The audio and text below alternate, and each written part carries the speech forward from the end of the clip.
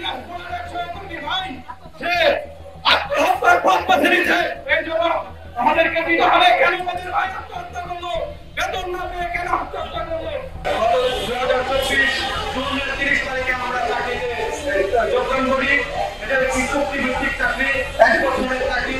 আমি গত 30 জুন 2024 আমরা চাকরিতে যোগদান করি। সেখান থেকে আমরা আজ পর্যন্ত 2025 জুলাই পর্যন্ত আমরা বিগত 1 বছর আমরা আমাদের দায়িত্ব পালন করেছি। এখন পর্যন্ত আমাদেরকে 1 বছরের মধ্যে 1 টাকা আমাদের বেতন পরিশোধ করা হয়নি, কোনো বাধা দেওয়া হয়নি, কোনো বোনাস দেওয়া হয়নি। কেন এরকম হচ্ছে, আমাদের সাথে কেন এরকম বদল খেলা হচ্ছে? ইতিপূর্বে অনেকে অবগত আছেন, আমরা সারা বাংলাদেশের 922 জন আনসার সদস্য। আমরা এই আনসার সদস্যরা 1 বছর ঝড় বৃষ্টি উপেক্ষা করে আমরা আমাদের দায়িত্ব সঠিকভাবে পালন করেছি। আমরা কোন বেতন ভাতা না পেয়ে দিনের পর দিন আমরা ঋণ করে আমাদের পরিবারকে চালিয়েছি, ঋণ করে বাবা-মাকে সব চালিয়েছি। এই ঋণের বোঝা সইতে না পেরে আমাদের দিনাজপুরের এক সহকর্মী ভাই সে আত্মহত্যার পথ বেছে নিয়েছে। কেন আমাদের ভাই বেতন না পেয়ে আত্মহত্যা করলো? আমরা এই জবাব চাই, এই জবাব আমাদেরকে দিতে হবে। কেন আমাদের ভাই আত্মহত্যা করলো, বেতন না পেয়ে কেন আত্মহত্যা করলো? এরপরে যদি আর কেউ আত্মহত্যা করবো না, এর গ্যারান্টি কেউ কিন্তু দিতে পারবে না। আমরা বারবার আমাদের জেলা অফিসে গিয়েছি, বারবার আমরা হেডকোয়ার্টার পর্যন্ত দৌড়িয়েছি।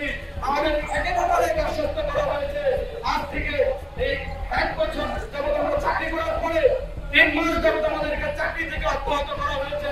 কোন বেতন আদি পরিশোধ না করে কেন চাকরি থেকে অব্যাহত করতে করা হলো, এই জবাব আমাদেরকে দিতে হবে।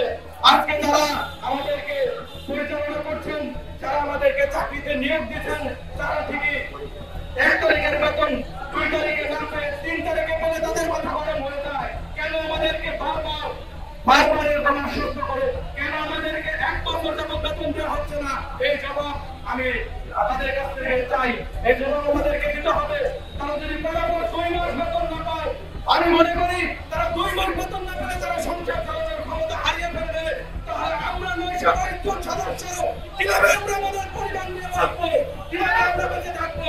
আজকে আমরা কেন ঢাকায় আসবো, কেন আমরা ডিপার্টমেন্টের লোক হয়ে ডিপার্টমেন্টের মধ্যে থাকবো? আপনারা ইতিপূর্বে দেখেছিলেন মিডফিল্ডে আমাদের এক ভাই হত্যা হয়েছিল, সেখানে আনসাররা শাড়ি চুরি করে তারা তাদের রোমে অবস্থান করেছিল।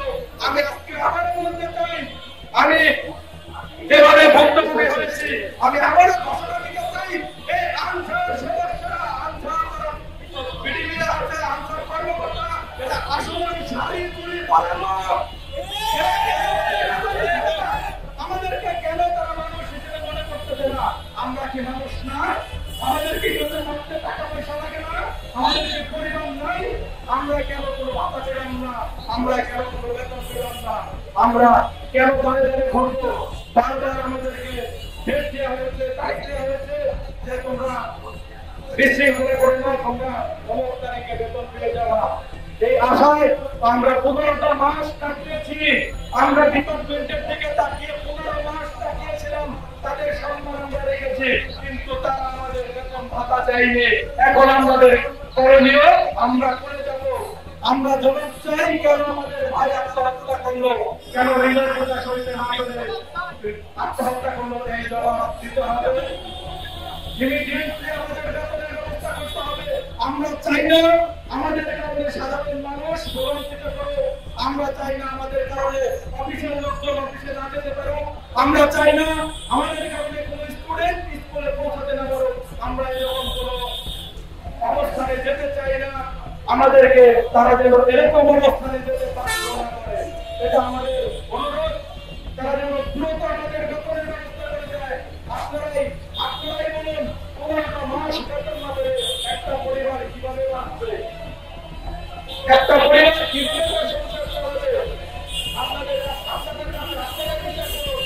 আমি 15 মাস বেতন পাই না, আমারও পরিষদের 1 বিজেপি সদস্য 15 মাস বেতন পাই না, তাহলে পরিবার নিয়ে কিভাবে বাঁচবে, কিভাবে